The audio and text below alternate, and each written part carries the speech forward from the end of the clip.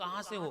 हम द्वारकाधीश के पौत्र हैं। चिट्ठी लिखवा के भिजवा दिया, तुम्हारा पौत्र इतना उद्दंड है कि मेरे अंतःपुर में प्रवेश कर गया और मैंने उसे बंदी बना दिया। भगवान बड़ी सी सेना लेकर के चले। जब बाणासुर की नगरी के पास आए तो डमरू बजाते त्रिशूल लेकर के भगवान शिव प्रकट हो गए। हर हर महादेव। भगवान शिव को देख करके कन्हैया ने पूछा, कहो महादेव इधर कैसे आना हुआ?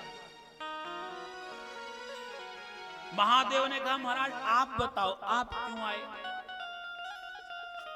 भगवान कृष्ण ने कहा, जो बाणासुर है ना, ये थोड़ा उद्दंड हो गया है, इसे थोड़ी पाठ पढ़ाना है।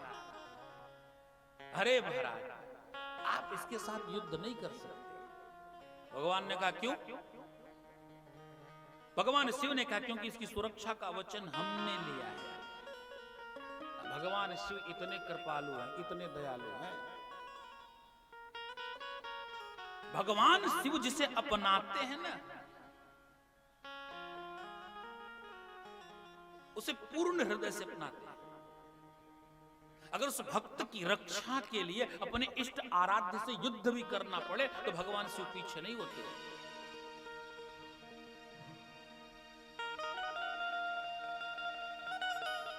भगवान शिव ने कहा, महाराज उससे युद्ध करने के लिए आए तो पहले आपको मुझसे युद्ध करना पड़ेगा। भगवान कृष्ण ने कहा, कोई भी सामने आ जाए हम छोड़ने वाले नहीं इसे। भगवान शिव भगवान कृष्ण का भयंकर युद्ध दक्षिणा। पहले तो छोटे मोटे अस्त्र चले, फिर दिव्यास्त्र चले। दिव्यास्त्रों में से भगवान शिव ने माहेश्वर ज्वर को छोड़ा और भगवान कृष्ण ने वैष्णव ज्वर को छोड़ा। वैष्णव ज्वर ने माहेश्वर ज्वर को व्यथित कर दिया है। तो माहेश्वर ज्वर ने 4 श्लोकों में वैष्णव ज्वर की स्तुति गाई और स्तुति गा करके वो अंतर ध्यान हो गया है। भगवान शिव कहते हैं, महाराज अगर युद्ध करना चाहते हो तो युद्ध कर लो, लेकिन इसका वध मत करना। भगवान कृष्ण ने कहा, तुम चिंता क्यों करते हो? मैं भी वैसे वध इसका नहीं करने वाला। अवध्योयम, ये वचन तो प्रहलाद ने मुझसे पहले ले लिया था, इसलिए मैं इसका वध नहीं करूंगा। तो भगवान शिव हट गए रास्ते से। भगवान कृष्ण आते हैं और भगवान कृष्ण को देख करके कुपित हुआ बाणासुर, जिसके 500 धनुष एक साथ लेने की क्षमता है। 1000 हाथ थे बाणासुर, 500 हाथों में धनुष लिया और 500 हाथों में बाण लिया। एक एक हाथ में 2-2 बाण लिए और 1000 सर का अनुसंधान एक साथ किया। भगवान कृष्ण ने अपने सुदर्शन चक्र के द्वारा सहस्त्र बाण को छंद-बिंद कर दिया है और भगवान ने उसके हाथों को तो ऐसे काटना शुरू किया जैसे छोटा सा बच्चा कदली के खंबे को काटता है। बाणासुर की एक धाई मां कोटरा है, उसने देखा ये तो मेरे पुत्र का वध ही कर डालेंगे। सो निर्वस्त्र होकर के भगवान के सामने आ गए तो भगवान ने आंखें बंद कर लीं और वो अपने कोटरे में फिर से प्रवेश कर गया। थोड़ी देर बाद पुनः आया, भगवान के साथ युद्ध किया। भगवान ने उसकी केवल हाथ काट करके 2 हाथ छोड़ दिए। उसने भगवान की स्तुति गाई है और उषा का विवाह अनिरुद्ध के साथ संपन्न हुआ है। स्वामी सुखदेव जी कहते हैं, राजा परीक्षित इस धरती पे 2 क्षत्रिय वंश प्रमुख हैं, एक है सूर्यवंश और दूसरा है चंद्रवंश। सूर्यवंश की उत्पत्ति भगवान सूर्य से हुई, इसलिए उसे सूर्यवंश कहते हैं।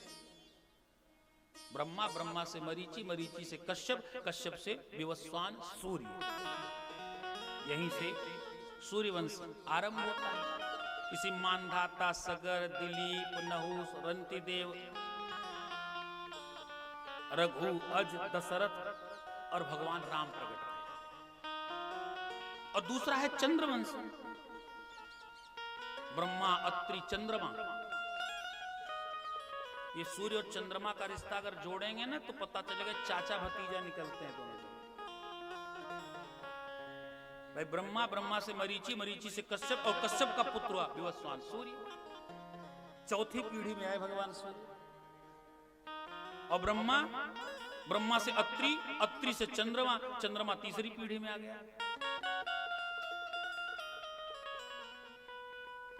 और इसी चंद्र में कुल में ही जो चंद्रमा से कुल उत्पन्न हुआ, चंद्रमा का पुत्र हुआ बुध, बुध का पुरुरवा, पुरुरवा का अइल, अइल के घर में ययाति, ययाति ययात संयात व्ययाति आदि हुए, यदु तुरु पुरु कुरु आदि हुए। और इन्हीं यदुवंश में देवमीड़, अजमीड़, सूरसेन और सूरसेन के पुत्र वसुदेव और वसुदेव के पुत्र भगवान श्री कृष्ण और बलराम। ये दो पवित्र कुल हैं, लेकिन दोनों कुलों में एक समस्या है। सूर्यवंश में कभी भी बिना आराधना, यज्ञ, जप, तप, पूजा पाठ, गौ सेवा के पुत्रोत्पत्ति नहीं हुई। महाकवि कालिदास ने एक लिखा ग्रंथ रघुवंश महाकाव्यम। रघुवंश महाकाव्यम का जो द्वितीय सर्ग है उसका नाम है दिलीपस्य गोसेवा। दिलीप ने नंदिनी की सेवा की, तब जाकर के पुत्रोत्पत्ति कथा सबको विदित होगी। सूर्यवंश में बिना जप तप यज्ञ अनुष्ठान गौ सेवा ब्राह्मण सेवा के पुत्रोत्पत्ति नहीं होती है। और चंद्रवंश में बिना युद्ध लड़ाई झगड़ा किए कभी विवाह नहीं होता है। ये इस वंश की विशेषता है, बिना लड़ाई के। यहां तक कि सांब का विवाह का प्रसंग आगे आएगा। सांब का विवाह हुआ था लक्ष्मण के साथ, लक्ष्मण दुर्योधन की पुत्री है, उसमें भी लड़ाई हुई। जबकि यदुवंशियों का सीधा संबंध पुरुवंशियों से था। पुरुवंश माने कौरव और पांडव। ये यदु 5 भाई थे ना, यदु तुरु पुरु कुरु, ये ययाति के पुत्र हैं। यदु से यदुवंश चला, पुरु से पौरव वंश चला, जिसमें कौरव और पांडव पैदा हुआ। अगर इनको 10 पीढ़ी 8 पीढ़ी ऊपर देखेंगे आप, तो दोनों वंश एक हो जाते हैं। कौरव पांडव और भगवान कृष्ण का वंश एक हो जाता है।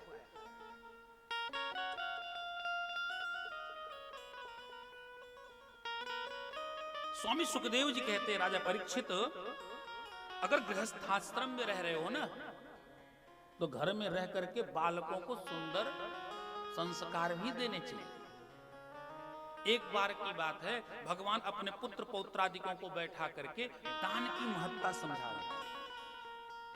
पुत्रों, दान उतना ही दो जितना देने की क्षमता हो। दूसरी बात, जिस वस्तु का दान एक बार दे दिया उसका दान दोबारा नहीं देना चाहिए। भगवान के पुत्र पौत्रादिकों ने कहा, महाराज बात समझ में नहीं आई। भगवान ने एक लीला रची, खेल खेल में गेंद चली गई कुएं में। एक बच्चा गया गेंद को निकालने के लिए, तो वहां पे बड़ा सा गिरगिट पड़ा हुआ था। उसने कहा, पिताजी इस कुएं में गिरगिट है। सो भगवान ने जाकर के उस गिरगिट का स्पर्श किया, और जैसे स्पर्श किया वैसे ही वो दिव्य स्वरूप में प्रकट हुआ। भगवान कृष्ण ने पूछा, भाई तुम कौन हो, तुम्हारा परिचय क्या है? तो उसने अपना परिचय दिया, महाराज नृगो नाम नरेंद्रो हम इक्ष्वाकुतनयः प्रभो दानी स्वाख्यायमानेषु यदि ते कर्णमस्पृशम्। हे महाराज, मेरा नाम नृग है। महाराज इक्ष्वाकु के कुल में उत्पन्न हुआ, और कदाचित अगर आपके सामने दानियों की चर्चा हुई होगी ना, तो मेरा नाम आपके कानों तक जरूर पहुंचा होगा। अभी तक गिरगिट बना पड़ा था, अब दिव्य शरीर पाया, अभिमान नहीं गया। दानियों की चर्चा हुई होगी तो मेरा नाम आपके कानों तक जरूर पहुंचा होगा। वाह रे दानी, इतना बड़ा दानी निकला तू। बोले हाँ। बोले तूने क्या दान किया? नृग ने कहा, मैंने गोदान किया। तो कितना दान किया? नृग कहता, यावत्यो सिकता भूमे यावत्यो दिवितारका यावत्यो वर्षधाराश्च तावधी अददास्मगा। पृथ्वी में कितने कण हैं, अणु हैं, परमाणु हैं, त्रसरेणु हैं, उनकी गणना की जा सकती है। आकाश में कितने तारे हैं उनकी भी गणना संभव है। वृष्टि अगर होती है तो कितनी बूंद धरती पे गिरती है उसकी गणना की जा सकती है, लेकिन मेरे गोदान की गणना नहीं की जा सकती। भगवान ने कहा वाहरे दानी, खूब दान किया और इतना दान किया कि गिरगिट बन गया। बोले महाराज हमसे गलती हो। बोले क्या? बोले एक गौ का दान मैंने एक ब्राह्मण देवता को कर दिया। संयोग से मेरी गायें जंगल में चरने के लिए गई तो उन ब्राह्मण देवता की गैया भी हमारी गायों के साथ हमारे गौशाले में आ गया। गौशाले में आई तो मैं उठा और दान देने के लिए गया। जब दान देने लगा तो मैं ध्यान नहीं दिया और उन ब्राह्मण देवता के गौ का भी दान कर दिया। तो ब्राह्मण देवता गाय लेके जा रहे थे। जिन ब्राह्मण देवता को मैंने पहले गाय दी थी दान में, वो मिल गए। उन्होंने कहा हे भैया, ये मेरी गैया रात से नहीं मिली, ये तुम कहां से पाए? उन्होंने कहा अरे ये महाराज नृग ने हमें अभी दान किया है। उन ब्राह्मण देवता बोले अरे ये तो हमें पहले ही दान में मिल चुकी है, तो तुम्हें दान में मिली है, तो राजा नृग ने ऐसी गलती क्यों की? चलो महाराज नृग के पास चलते हैं। तो दोनों ब्राह्मण आ गए नृग के पास। राजन, जब तुमने इस गाय का दान इन ब्राह्मण देवता को पहले किया था तो मुझे क्यों कर दिया? नृग बोला महाराज हमसे गलती हो गई, हम गैया को पहचान नहीं पाए। हे महाराज आप गौ को छोड़ दो, मैं आपको इसके बदले 1000 गाय देता हूं। ब्राह्मण देवता ने कहा नहीं। यज्ञोपवीत संस्कार हुआ तो पहला सूत्र गुरुदेव भगवान ने पढ़ाया, अदत्तम न गृहणीयात, गलत दान मत लेना। मैं तुम्हारे 1000 गाय को नहीं लूंगा और तुम्हारी इस गाय को भी नहीं लूंगा। उन ब्राह्मण देवता से बोले महाराज आप इस गाय को छोड़ दो, आपको 1000 गाय देता हूं। उन्होंने कहा सुनो, जिसका संकल्प हुआ है उसी को लेने का अधिकार मेरा है, और जब तुमने इसका दान किया था दोबारा दान मुझे दिया है तो मैं इस गौ को नहीं ले सकता। दोनों ब्राह्मण चले गए, मेरी मृत्यु हुई। मुझसे पूछा गया तेरे पुण्य कर्म बहुत ज्यादा है, तेरा पाप कर्म बहुत कम है, बता तू पहले पुण्य के कर्म के फल को भोगेगा या पाप कर्म के फल को? मैंने निवेदन किया मुझे पहले पाप कर्म के फलों को भोगना है, तो मुझे गिरगिट बना दिया गया। लेकिन महाराज आपके कोमल कर के स्पर्श मात्र से ही मेरी सदगति हुई, इसलिए हे द्वारकाधीश आपको बारंबार धन्यवाद है। इस तरह से भगवान ने दान की महत्ता और दान देने का जो महात्म्य है उसको अच्छी तरह से समझाया है। कथा सुनते राजा परीक्षित ने कहा महाराज आजकल दाऊ भैया क्या करते हैं? उनकी तो कथा ही सुनानी बंद कर दी आपने। राजा परीक्षित के वचन को सुनकर के स्वामी सुखदेव जी कहते हैं राजा परीक्षित, दाऊ भैया के मन में द्वारकापुर में रहते रहते विचार आया एक बार वृंदावन चले हैं, वृंदावन का दर्शन करें, यशोदा मैया का दर्शन करें, अपनी गायों को देखें, उस यमुना के पुलिन को देखें, उस दिव्य यमुना के पुलिन में स्नान करें, गोपियों से भी मिलें। ऐसा सोच करके दाऊ भैया वृंदावन जाने की तैयारी कर। दाऊ भैया जब वृंदावन जाने की तैयारी करने लगे तो बड़ी प्रसन्नता के साथ अपनी पत्नियों को लिया और वृंदावन की ओर चल पड़े। वृंदावन धाम ही कुछ ऐसा धाम है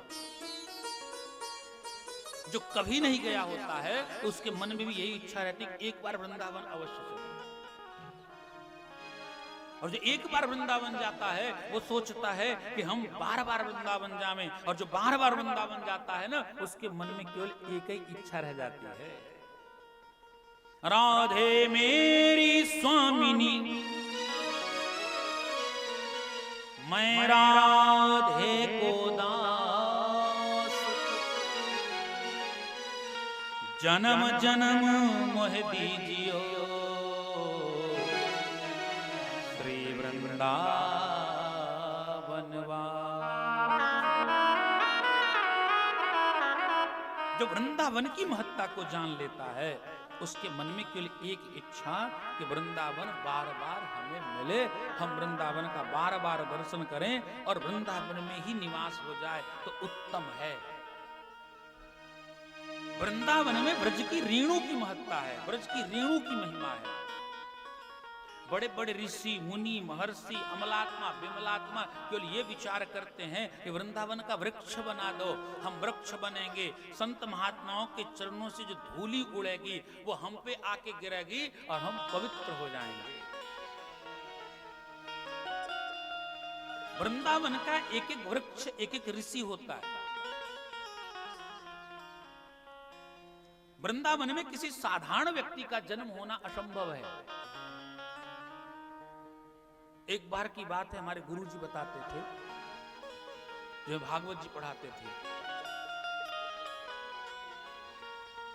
वो बताते थे कि जो वृंदावन के वृक्ष हैं ये सब ऋषि मुनि हैं।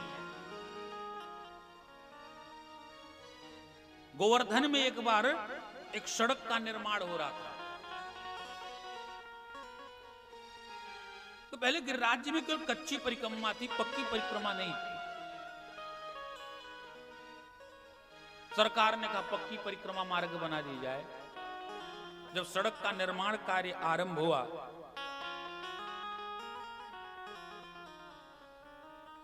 तो उस सड़क के बीचों बीच एक वृक्ष आया। सड़क के बीचों बीच जब वृक्ष आया तो वह इस पेड़ को काट गया।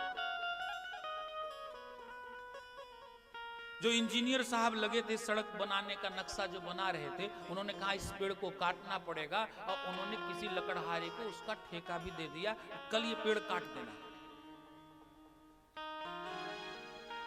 लकड़हारों ने कहा ठीक है महाराज, हम कल इसको काट देंगे। इंजीनियर साहब सब कुछ करके जब गए, रात्रि में सोए तो स्वप्न आया, और उस वृक्ष में से एक ऋषि ने कहा कि देखो भैया, मैं एक ऋषि हूं और वृंदावन की भूमि मुझे मिली है, तो इसके बाद मुझे जन्म नहीं लेना पड़ेगा, लेकिन मेरी आयु अभी 1 वर्ष शेष रह गई है। अगर मुझे अभी काट दोगे तो मुझे पुनर्जन्म लेना पड़ेगा, और फिर वृंदावन का वास मिलेगा कि नहीं मिलेगा, तुम 1 वर्ष रहने दो, 1 वर्ष बाद में स्वतः मुक्त हो जाऊंगा, और फिर ये वृक्ष सूख जाएगा, फिर तुम इसको कटवा देना। रात में उस इंजीनियर ने स्वप्न देखे, प्रातः काल होते ही वो दौड़ के गया और लकड़हारे को मना किया, देखो भैया इस वृक्ष को मत काटना, और वहीं पे सड़क टेढ़ी कर दी गई। सड़क टेढ़ी करके बना दी गई, लेकिन ठीक 1 वर्ष बाद वो वृक्ष सूख गया। तो ये ब्रज की महत्ता है। वृंदावन की भूमि में जो निवास करते हैं ना, वो साधारण नहीं होते। वो लता गुल्ब बीरुद भी, स्त्री पुरुष जो भी कुछ हैं, सब ऋषि मुनि महर्षि देव यक्ष किन्नर आदि का वास होता है। दाऊ भैया के मन में वृंदावन जाने की उत्सुकता बढ़ी।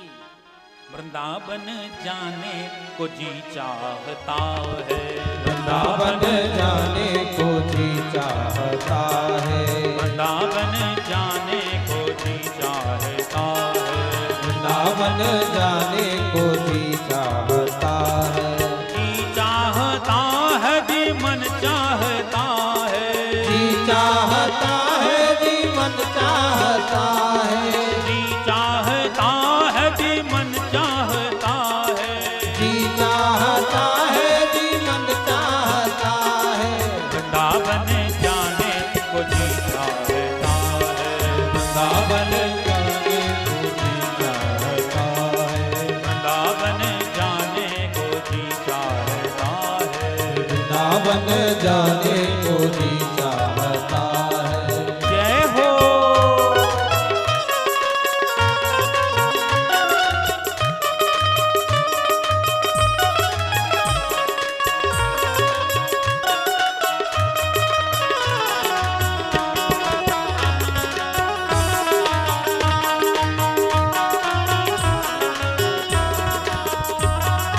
वृंदावन में शिवा के बिहारी,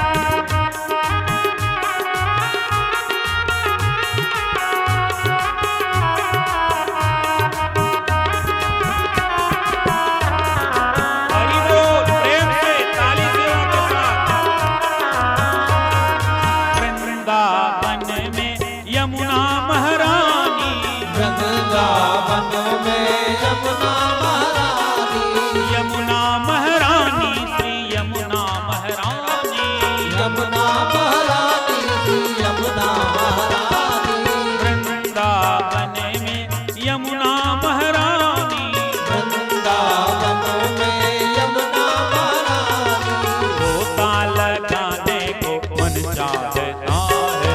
गोता लगाने को मन चाहता है। डुबकी लगाने को तन चाहता है। डुबकी लगाने को तन चाहता है। वृंदावन जाने को जी चाहता है। वृंदावन जाने को जी चाहता है।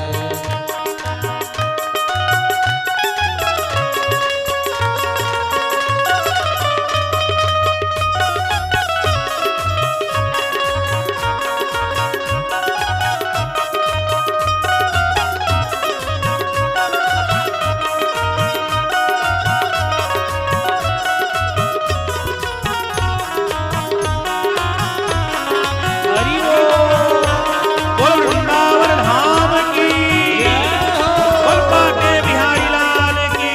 जय हो।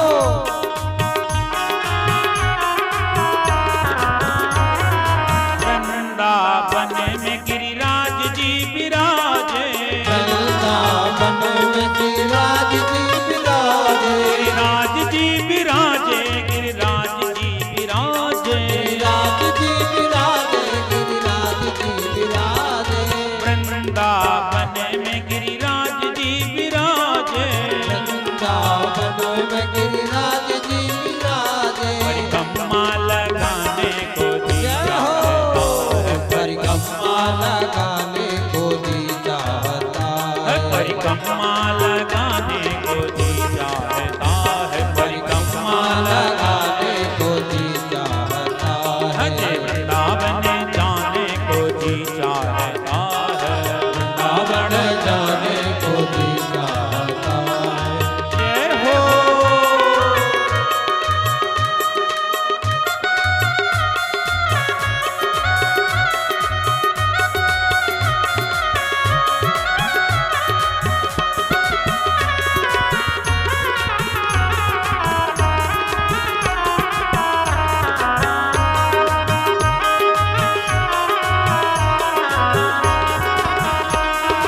वृंदावन में कात्यायनी मैया। वृंदावन में कात्यायनी मैया। कात्यायनी मैया चामुंडा मैया। कात्यायनी मैया चामुंडा मैया। वृंदावन में कात्यायनी मैया। वृंदावन में कात्यायनी मैया। नरियल चढ़ाने को जी चाहता है। नारियल चढ़ाने को जी चाहता है। चुनरी ओढ़ाने को मन चाहता है। चुनरिया ओढ़ाने को जी चाहता है। जी चाहता है। जी मन चाहता है।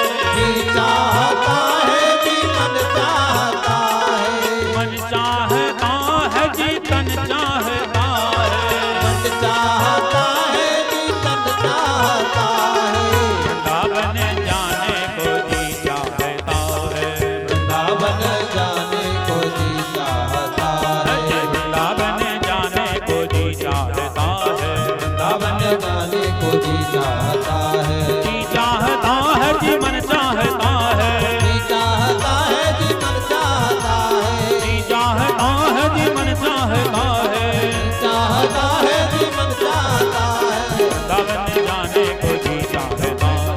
वृंदावन जाने को जी चाहता है। जी नैना लड़ाने को जी चाहता है। नैना लड़ाने को जी चाहता है। दर्शन को पाने को मन चाहता है। दर्शन को पाने को मन चाहता है। डुबकी लगाने को मन चाहता है। डुबकी लगाने को मन चाहता है। परिक्रमा लगाने को मन चाहता है। परिक्रमा लगाने को मन चाहता है।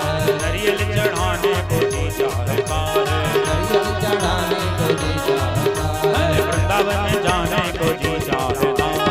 वृंदावन जाने को जी चाहता है। वृंदावन जाने को जी चाहता है। वृंदावन जाने को जी चाहता है। वृंदावन जाने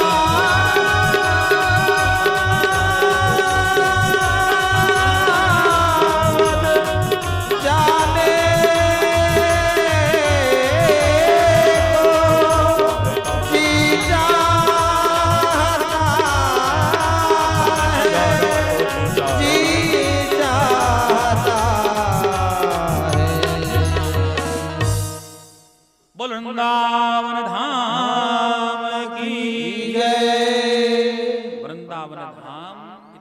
सुंदर है, इतना दिव्य है कि स्वतः दाऊ भैया भी जाने की इच्छा है। और दाऊ भैया आए।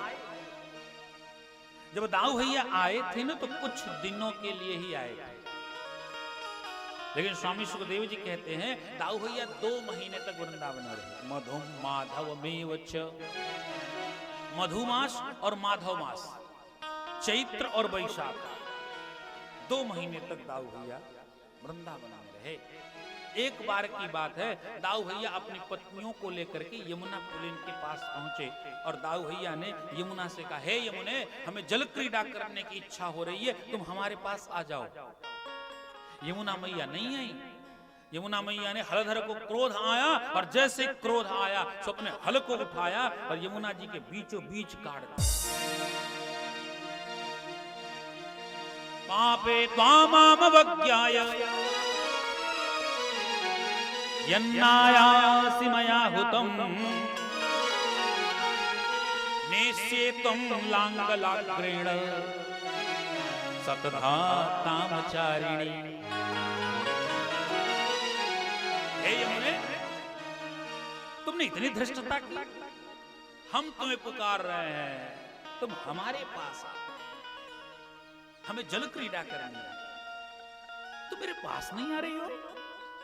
तो दाऊ भैया ने हल लगा करके यमुना जी को खींचा और जैसे ही खींचा तो यमुना कृष्णवर्तमना, यमुना का आकर्षण कर लिया। यमुना मैया खिंच गई। यमुना का आकर्षण किया तो यमुना मैया हाथ जोड़ करके खड़ी हुई। राम राम महाबाहो न जाने तव विक्रमम् यस्यैकांसेन विधृता जगती जगतः पते। हे राम, हे बलराम, हम आपको नहीं पहचान पाए, हमें आपके बल का ज्ञान नहीं। मैं तो ये भूल गई मैं आपके फण पे टिकी हूं, आप ही शेषनाग हो। हमें अभिमान आ गया था, हमें क्षमा करो, क्षमा करो। दाऊ भैया ने कहा, हमने पुकारा, तू आई नहीं हमारे पास। आ गए महाराज, अब हल निकालो, इससे ज्यादा मेरा आकर्षण न करो। तो दाऊ भैया ने हल निकाल लिया। स्वामी सुखदेव जी कहते हैं, अद्यापि दृश्यते राजन यमुना कृष्टवर्त्मना बलस्यानंत वीर्यस्य वीर्यं सूचयति वह। सुखदेव जी कहते हैं, यमुना जी यमुनोत्री से चलती हैं तो प्रयाग तक यमुना जी में केवल गहराई है। यमुना बड़ी गहरी है, लेकिन बीच में वृंदावन पड़ता है। वृंदावन में यमुना जी बिल्कुल छिछली हैं। गैया या पल्ली पार से वापल्ली पार बिना तैरे ही पहुंच जाए, इतनी छिछली है यमुना जी। वहां पर सर्वत्र गहरी, पर यमुना जी में बिल्कुल छिछली है यमुना मैया। स्वामी सुखदेव जी कहते, राजा परीक्षित बलस्यानंत वीर्यस्य, ये अनंत भगवान श्री बलदेव जी के बल का प्रमाण है। आज भी यमुना जी बिल्कुल छिछली हैं। वृंदावन में कभी भी यमुना में डूब करके किसी की मृत्यु नहीं होती, इतना जल नहीं है वहां। दाऊ भैया वहीं पे निवास कर रहे हैं। सुखदेव जी कहते, उस समय एक दुष्ट राजा हुआ करता था जिसका नाम था पौंड्रक। उसने अपना नाम रखा वासुदेव पौंड्रक। महाराज काशी नरेश से भेंट हो गई। ये पौंड्रक की राजधानी थी मिर्जापुर में। काशी नरेश मिले, बोले अरे पौंड्रक, बोले हाँ, बोले तू तो बिल्कुल कृष्ण जैसा दिखता है, बस 2 ही कमी है। बोले काऊ बात की, बोले एक तो तेरे पास 2 हाथ हैं, उसके पास 4 हाथ हैं। तो 2 नकली हाथ की तू व्यवस्था कर। एक उसके पास गरुण है, तेरे पास नहीं है, तो कोई काठ का उल्लू बनवा ले। तो काठ का उल्लू बनवा लिया, 2 नकली हाथ लगवा लिए और उस उल्लू पे बैठ करके चिल्लाता, मैं असली वासुदेव, मैं असली वासुदेव। और एक बार तो पत्र लिख करके द्वारकापुर भेज दिया, तुम नकली वासुदेव हो, तुम समुद्र में जाके छिप के रहते हो, मैं असली वासुदेव हूं। उसका स्वरूप भी जो कृष्ण जैसा ही था, और वो भी 2 भाई थे। सो अपने बड़े भैया का नाम उसने बलराम रख दिया।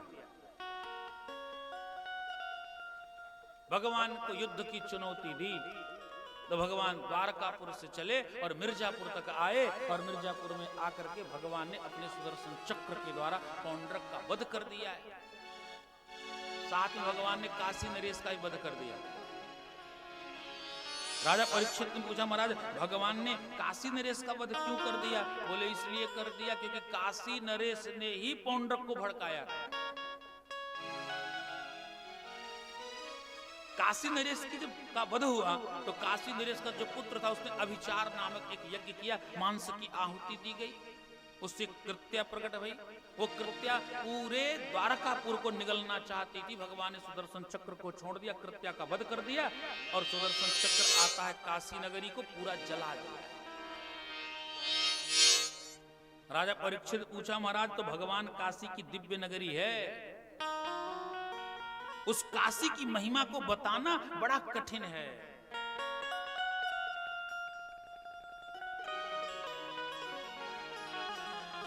काशी का परिचय सरल शब्दों में नहीं दिया जा सकता। महाराज धर्म सम्राट स्वामी करपात्री जी महाराज एक बार दक्षिण भारत गए, एक बड़े यज्ञ का आयोजन था। उनसे पूछा गया, आप कहां से आए हो?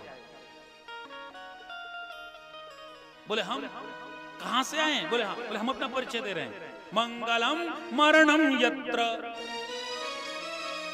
विभूतिर यत्र भूषणम कौपीनम यत्र वासेयम सा काशी के नमीयते। जहां पे मरने पे मंगल होता है, मृत्यु जहां की मंगलकारी है, जहां पे एक शव यात्रा और पीछे पीछे वर यात्रा, फिर शव यात्रा और फिर वर यात्रा, ये दृश्य जिस स्थान पर देखने को मिले उस नगर का नाम है, उस नगरी का नाम है काशी। जहां पर विभूति ही आभूषण है और कौपीन ही जहां का सबसे उत्तम वस्त्र है, ऐसी काशी नगरी से मैं आया हूं। ऐसी दिव्य काशी को भगवान ने गदाह जला दिया। बोले क्यों? क्योंकि अभिचार से जो धुआं उठा उससे काशी नगरी अपवित्र हो गई थी, इसलिए भगवान ने सुदर्शन चक्र से जला करके उसे पवित्र बना दिया है। वृंदावन बिहारी लाल। हरे कृष्णा कृष्णा कृष्णा हरे हरे, हरे राम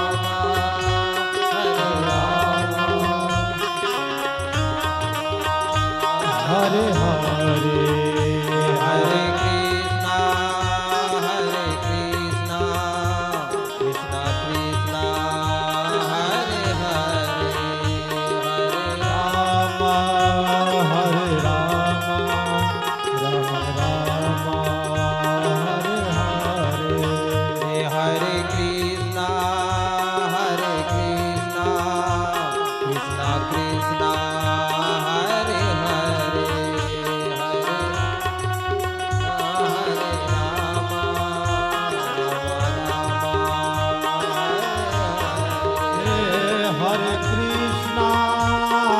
कृष्णा कृष्णा कृष्णा हरे हरे, हरे राम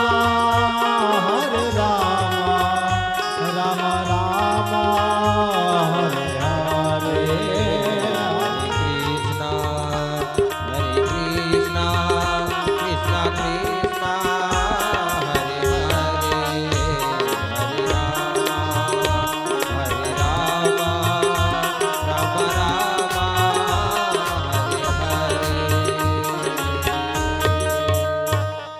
वृंदावन बिहारी लाल की जय। हमारे हड़िया के ब्लॉक प्रमुख जी आए यहाँ पे, व्यासपीठ उनका स्वागत करती है। साथ में पिलकुना गांव के पूर्व ग्राम प्रधान के सुपुत्र और वर्तमान पिलकुना के ग्राम प्रधान विनोद मिश्र भी जी आए हैं।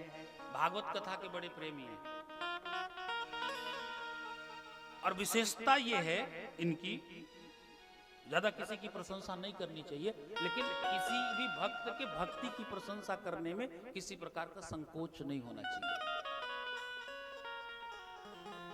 प्रधान जी हमारे क्षेत्र की कोई भागवत कथा छोड़ते नहीं है।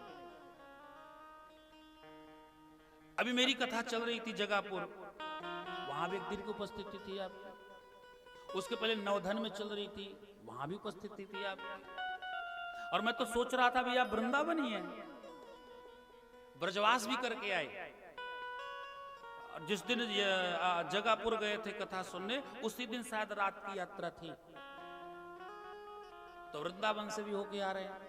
हमें तो लगता है हम आपके मन की बात तो हम थोड़ी थोड़ी समझ रहे हैं, आपने हमसे बताया नहीं, लेकिन हमको लगता है ब्रजवास करने की इच्छा जग गई आपकी।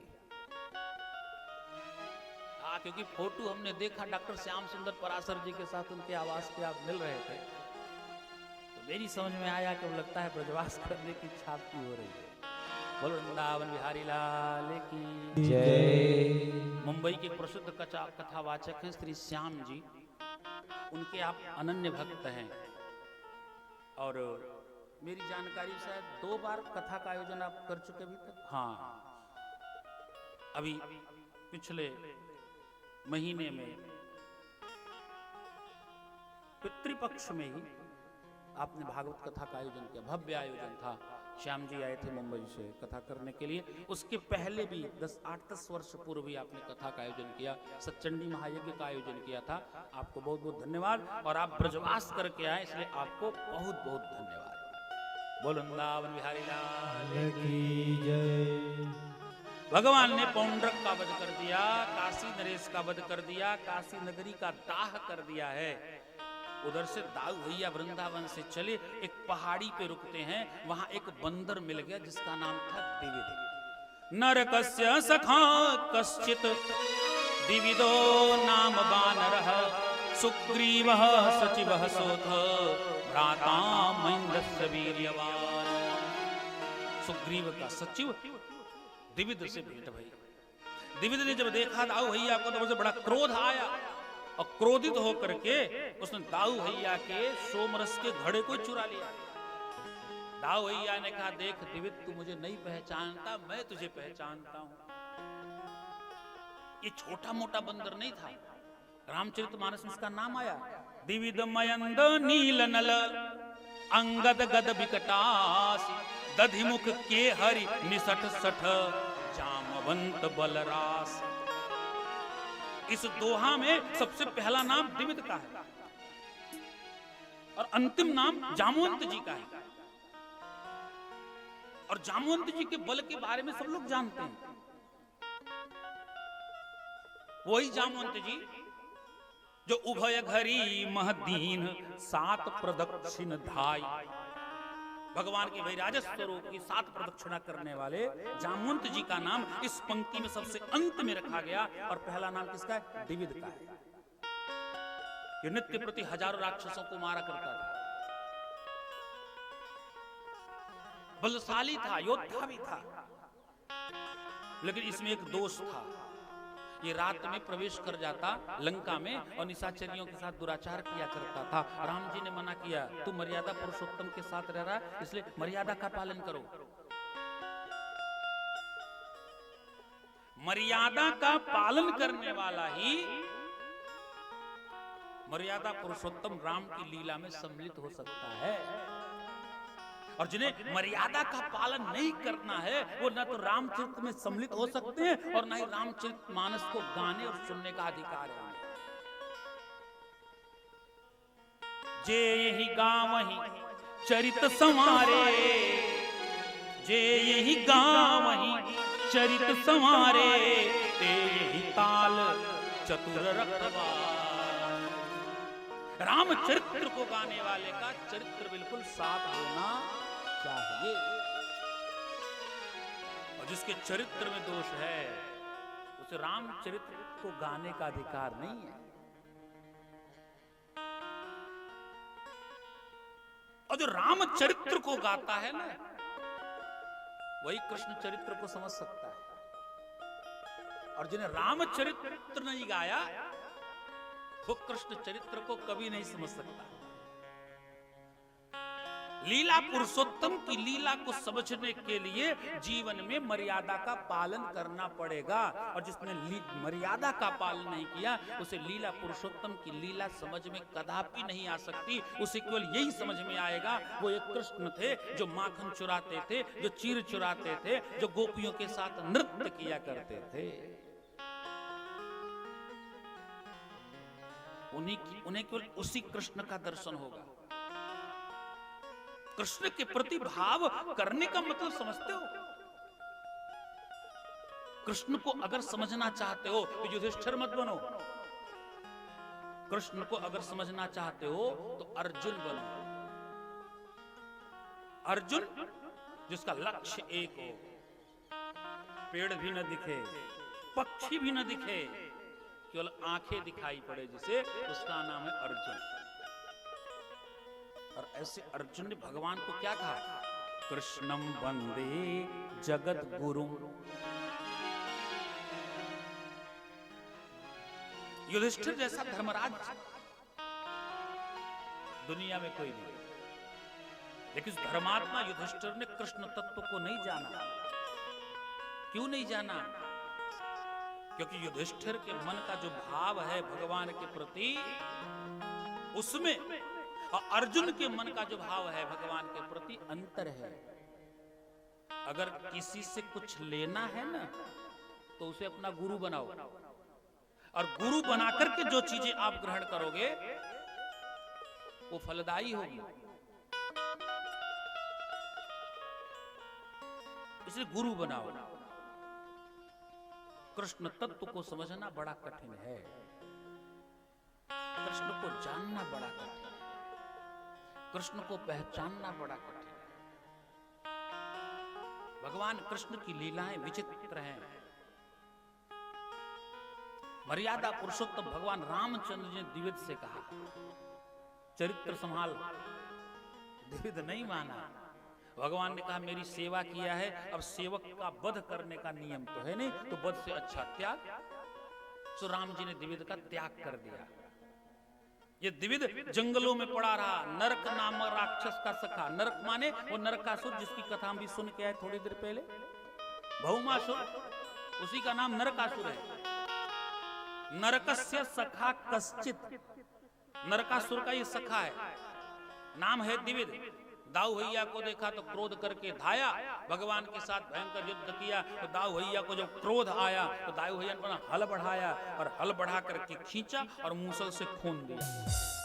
जैसे मूसल से प्रहार किया, सो रक्त की धारा बही।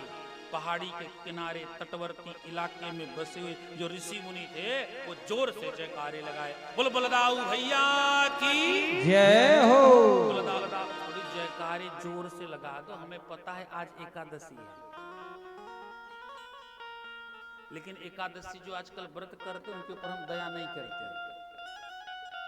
जो व्रत नहीं करते वो तो 2 रोटी और दाल खा के संतुष्ट हैं, और जो व्रत करते हैं उन्हें सिंघाड़े की आटे की पूड़ी भी चाहिए, साबूदाना की टिक्की भी चाहिए, और कुछ फल फ्रूट मिल जाए, दूध भी मिल जाए, और सब कुछ खाने के बाद अगर थोड़ी सी बढ़िया रबड़ी मिष्ठान आदि मिल जाए तो और अच्छी बात है।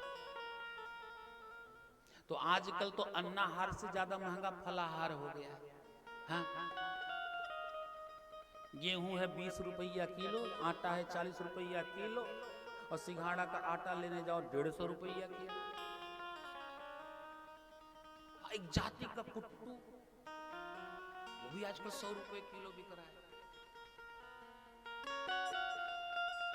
तो आजकल अन्नाहार से महंगा फलाहार बन गया। आज एकादशी है, लेकिन एकादशी व्रत का एक नियम बताते हैं आपको। एकादशी व्रत तो करना चाहिए, वो सर्वश्रेष्ठ व्रत है, व्रतों में सबसे श्रेष्ठ व्रत है। भीषम सो पूत नहीं, सपूत भागीरथी सो भाई सो भरत नहीं, भरत एकादशी सो। भीष्म जैसा कोई पुत्र नहीं हुआ, भगीरथ जैसा कोई सुपुत्र नहीं हुआ, भरत जैसा कोई भाई नहीं हुआ, और एकादशी से बढ़कर के कोई व्रत नहीं। एकादशी व्रत करने से भगवान तो प्रसन्न होते ही हैं, लेकिन जब एकादशी का व्रत बना था भारत में ना, तो इसका नियम जानते क्या था? पूरा भारतवर्ष एक दिन अन्न न खाए, और जब अन्न न खावे, वो जो अन्न बच जावे एक दिन का, वो अन्न ले जाकर के राज खजाने में जमा कर दिया जाए।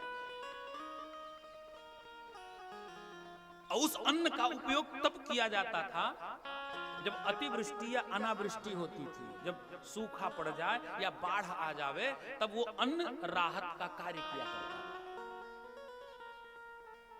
एकादशी व्रत का मतलब त्यागो, और यहां त्यागने की कोई बात नहीं है। ग्रहण करो, ग्रहण करो, ग्रहण करो। और पैसे तो सुबह शाम 2 ही बार खाते, व्रत है तो 5-6 बार चलेगा। व्रत का मतलब ये है कि व्रत करो। व्रत का अच्छा, कुछ लोग कहते हैं अरे महाराज कैसी बात करते हो? हम तो नहीं डरते, बिल्कुल नहीं डरते। मैं तो एकादशी केवल चाय लेता हूं और जल लेता हूं, तो 4-5 घंटे कथा भी करता हूं। ये मन का भ्रम है। और कुछ तो डॉक्टरों ने काफी भय दिखा दिया। कुछ लोग सच में बीमार हैं, उन्हें आवश्यकता है, और कुछ लोगों को जबरदस्ती नहीं, अरे नियम अगर थोड़ी सी गलत किए कि गए, और इतना दवा खवा दी, इतना दवा खवा दिए कि बाद में पता चला, मरने के बाद वैज्ञानिक परीक्षण हुआ, अंत्य परीक्षण हुआ, तो पता चला दवाई का डोज ही ज्यादा हो गया। लो, व्रत करने का मतलब यह है कि जैसे हम सप्ताह में एक दिन छुट्टी करके अपने शरीर को आराम देते हैं, उसी तरह से एक दिन व्रत करके 15 दिन में एक दिन व्रत करके हम अपने आंतरिक यंत्रों को आराम दें। ये दिन रात यंत्र काम कर रहे हैं। हम तो भोजन करके सो गए, लेकिन यंत्र अपना काम कर रहा है, रात भर भोजन पचा रहा है। रात भर भोजन पचा के फुर्सत हुआ नहीं, सवेरे उठते फिर नाश्ता, फिर बेचारा लग गया पचाने में। अभी 2 घंटे 3 घंटे बीते नहीं, पचा नहीं कि तब तक पता चला फिर भोजन, फिर बेचारा पचाने में लग गया। 4 फिर बज गए, फिर भोजन, फिर नाश्ता। कहां तक काम करेगा? इसलिए एक बार इस शरीर के आंतरिक संरचनाओं को विश्राम दो, उन्हें भी आराम करने का समय दो। इसलिए एकादशी व्रत करते थे। तो हमें पता है आजकल लोग व्रत कैसे रहते हैं, इसलिए थोड़ा जयकारे जोर से लगाओ, क्योंकि आज हम धीरे बोल रहे हैं। बोलो वृंदावन बिहारी लाल की जय हो। दाऊ भैया ने, राम जी ने त्यागा जब द्विविध को, तो आज दाऊ भैया से भेंट हुई। दाऊ भैया ने द्विविध का उद्धार कर दिया। द्विविध का उद्धार करके भगवान दाऊ चले, तो उधर रास्ते में भेंट हो गई भगवान कृष्ण से। भगवान कृष्ण कृतवर्मा के साथ पूरी नारायणी सेना लेकर के जा रहे हैं। ऊंची ऊंची ध्वजा दिखाई पड़ी। दाऊ भैया ने कहा ये नारायणी सेना कहां जा रही है? दाऊ भैया आ गया, कन्हैया कहा बात है? बोले हस्तिनापुर जा रहे हैं। हस्तिनापुर जाने के लिए इतनी बड़ी सेना? बोले हाँ। बोले क्यों? बोले क्योंकि मेरे पुत्र शांब को दुर्योधन ने बंदी बना रखा है। दुर्योधन ने बंदी बनाया? अरे कन्हैया इतनी बड़ी सेना लेके जाने की जरूरत नहीं, हम ऐसे ही अकेले ही चले जाते हैं। तो अपनी पत्नियों के सहित भगवान कृष्ण और नारायणी सेना को दाऊ भैया ने विदा कर दिया द्वारकापुर की ओर, और स्वतः चल पड़े हस्तिनापुर। हस्तिनापुर आए तो दुर्योधन ने बड़ा स्वागत किया। दुर्योधन अगर किसी का सम्मान करता था ना, तो एक दाऊ भैया थे। दाऊ भैया को अपना गुरु मानता था ना, गदा युद्ध सिखाया। अच्छा, अगर भूमिका आप देखें, अगर 2 शत्रु होते हैं आपस में, उनकी समानता को अगर आप देखेंगे ना, तो लगभग वो बराबर होते हैं। अगर अर्जुन ने अपना गुरु कृष्ण को बनाया है, तो दुर्योधन ने अपना गुरु बलदाऊ को बनाया है। बिना समानता के शत्रुता भी शोभा नहीं पाती। दाऊ भैया को गुरु बना, खूब सेवा शुश्रूषा किया, ला करके खूब बड़ी सी रबड़ी की मटकी रख दी। दाऊ भैया चक्कर रबड़ी पी के सो गए। दाऊ भैया भूल ही गए हम काहे लिए आए थे। दाऊ भैया को याद आयो, अरे दुर्योधन। दुर्योधन बोला हाँ महाराज। अरे बोले हम एक काम से आए थे तुम्हारे पास। बोले क्या काम है? बोले सांब को बंदी क्यों बना रखा है? अरे महाराज कितनी धृष्टता किया, स्वयंवर के बीचों बीच मेरी पुत्री लक्ष्मणा का हरण करने का प्रयास किया। दाऊ भैया ने कहा कोई बात नहीं है, वो कृष्ण का पुत्र है, नाम है सांब, उसकी माता का नाम जाम्बोती है, उसके नाना का नाम जामवंत है, और सुनो बड़ा सुशील है, सुंदर भी है, पढ़ा लिखा भी है। कृतवर्मा के बाद अगर नारायणी सेना के संचालन की क्षमता किसी में है ना, तो सांब में है। योग्य वर है, अपना दामाद तुम बना सकते हो। और जैसे ही कहा दामाद बना सकते हो, वैसे ही दुर्योधन तमक के खड़ा हो गया। दाऊ भैया क्या बातें करते हो आप? उस काले कलूटे कन्हैया के पुत्र को अपना दामाद? कदाचित आपका पुत्र होता तो एक बार में सोच भी सकता था। दाऊ भैया तमक के खड़े हुए, अरे मूर्ख, तूने मेरे भाई की निंदा की। भाई भाई में भेद कब उत्पन्न होता है? जब एक भाई अपने दूसरे भाई की निंदा समाज में सुनने लगता है। अगर भाई भाई की निंदा न सुने तो संसार में कोई ऐसा नहीं है जो दो भाइयों में द्रोह करा सके। दाऊ भैया ने शिक्षा दी जगत को, संसार को। वैसे तो निंदा किसी की सुननी ही नहीं चाहिए। अगर भाई गलत भी हो, हमें पता हो, लेकिन उसके बाद भी अगर कोई दूसरा व्यक्ति हमारे भाई की निंदा करे तो निंदा को मत सुनो, से डांटो। तुम्हें हमारे भाई की निंदा करने का अधिकार नहीं है। निंदा कोई स्तुति नहीं है जो कोई भी गावे। परिवार को चलाने के लिए ना बड़ी एकाग्रता की आवश्यकता होती है, बड़े धैर्य की आवश्यकता होती है, बड़ा सामंजस्य बना के चलना होता है, छोटी छोटी बातों पे ध्यान रख के चलना होता है। अगर भाई भाई का सामंजस्य हो तो द्वारिका जैसी पुरी का निर्माण भी हो सकता है।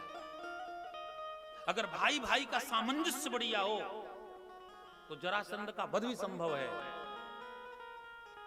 अगर भाई भाई का सामंजस्य अच्छा हो तो महाभारत जैसे युद्ध का समापन और अपने पक्ष को विजय भी दिलाने की क्षमता हो सकती है।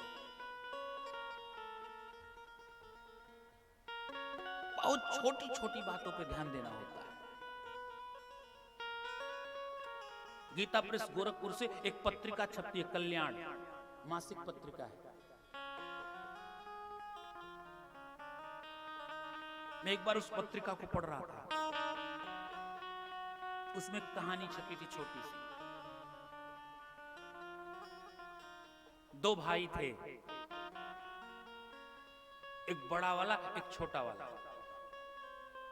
बड़ा भैया पढ़ा लिखा था, शहर में नौकरी करता था। छोटा भैया कम पढ़ा लिखा था, घर की खेती गृहस्थी को देखता था। दोनों भाइयों में बड़ा आपसी सामंजस्य था, बड़ी सहमति थी। उन दोनों भाइयों के प्रेम की चर्चा पूरे क्षेत्र में हुआ करती थी। दोनों भाई बड़े भय, दोनों का विवाह हुआ और दोनों से एक एक पुत्र रत्न की प्राप्ति भई। बड़ा भैया का नियम था, वो शनिवार को शहर से गांव आता और रविवार को दोनों भाई एक साथ रहते और सोमवार को फिर बड़ा भैया शहर चला जाता नौकरी करने के लिए। बड़ा भाई जो कुछ पाता वो ला करके छोटे भाई को दे देता और छोटा भाई उससे पारिवारिक व्यवस्था, सामंजस्य, सामाजिक व्यवस्था सब बना के रखता था। बड़ा सुदृढ़ हो गया परिवार। छोटा भाई खेती का काम कर रहा है, बड़ा भैया शहर से पैसा ला रहा है। बड़ी दिव्यता भव्यता के साथ जीवन बीत रहा है। एक दिन बड़े भाई से एक गलती हो गई, बहुत छोटी सी गलती। बड़ा भाई शहर से आया था, सुबह सो के उठा तो अपने आम के बगीचे में चला गया। वहां उसने 2 आम के पके फल पाए। एक संपूर्ण था और एक में किसी पक्षी ने एक चोंच मार दिया था। दाहिने हाथ में संपूर्ण वाला फल और बाएं हाथ में चोंच लगा हुआ फल था। जब बड़ा भैया बाग से घर की ओर आ रहा था तो दोनों भाइयों के पुत्रों ने देखा कि बड़े पिताजी बाग में गए थे, हाथ में आम के फल हैं। तो दोनों भाई के पुत्र दौड़ पड़े और दोनों जब दौड़ के गए तो पता चला जिसमें हाथ में समूचा फल था उस हाथ की ओर भाई का बेटा आ गया और जिसमें चोंच लगा था उसकी ओर उसका खुद का बेटा आ गया और उसने हाथ बदल दिया। छोटा भाई दरवाजे पे बैठ के देख रहा था। दोनों को फल दे दिए, दोनों फल चखते हुए दरवाजे तक आए। छोटे भाई ने कहा भैया, बोले हाँ, बोले अब की बार जाना शहर, अगले हफ्ते आना, तैयारी करके आना। बोले कायली? बोले अगले हफ्ते अपन का बंटवारा होगा। बड़े भैया ने कहा का गलती हो गई हमसे? बोले कुछ नहीं, अब बंटवारा होगा। बड़े भाई ने बहुत प्रयास किया, भैया जो कुछ मैंने कमाया वो तुम्हारे हाथ में दे दिया, तुमने जैसे चाहा वैसे खर्च किया, मैंने हिसाब भी नहीं पूछा, फिर ऐसी कौन सी गलती हो गई कि तू कह रहा बंटवारा होगा? बोले जब बंटवारा हो जाएगा तब कारण बताएंगे आपको। बड़ा भाई बहुत व्यथित हुआ पर कारण समझ में नहीं आया। बंटवारा हो गया। बंटवारा होने के बाद बड़े भैया ने कहा आखिर बताओ तुमने बंटवारा क्यों किया? छोटे भाई ने कहा जब एक आम में चोंच लगे हैं और एक आम समूचा है और आपके मन में मोह आ गया कि मैं अपने बेटे को समूचा आम दे दूं कि इतनी बड़ी संपत्ति है, मैं पढ़ा लिखा नहीं हूं, आपके मन में कल पाप आ जाए और अपनी पूरी संपत्ति मेरी भी उठा करके अगर आप अपने पुत्र को दे देंगे तो मेरा पुत्र क्या करेगा? जब आम को लेकर के मोह पैदा हो गया तो संपत्ति पे तो मोह आ ही जाएगा, इसलिए हमने बंटवारा कर दिया। बड़े भाई ने कहा तुम्हारी सोच बहुत ऊंची है, ये मैंने गलती की और जिसके कारण मेरा परिवार अलग हो गया। परिवार चलाने के लिए बड़ी सहमति, बड़ा सामंजस्य होना चाहिए, बड़ी सहनशीलता होनी चाहिए। अगर इस सामंजस्य देखना है तो भगवान कृष्ण और बलराम में देखो। 2 भाई हैं, भगवान कृष्ण राजनीति करते हैं, दाऊ भैया खेती का काम देखते हैं। भगवान कृष्ण का अस्त्र शस्त्र सुदर्शन चक्र, दाऊ भैया का अस्त्र शस्त्र हल और मूसल। हल क्या है? किसानी का प्रतीक। मूसल क्या है? गृहस्थी का प्रतीक। 2 भाई हो, 4 भाई हो तो एक भाई खेती और गृहस्थी को संभालने वाला होना चाहिए। भगवान कृष्ण कहते हैं जमीन से जुड़ो रहोगे तो तुम्हारा अस्तित्व होगा और तुम द्वारिकापुरी का निर्माण कर सकते हो। अगर जमीन से नहीं जुड़े रहोगे तो रावण जैसा भी संपन्न रहोगे, एक क्षण उखड़ने में नहीं लगेगा।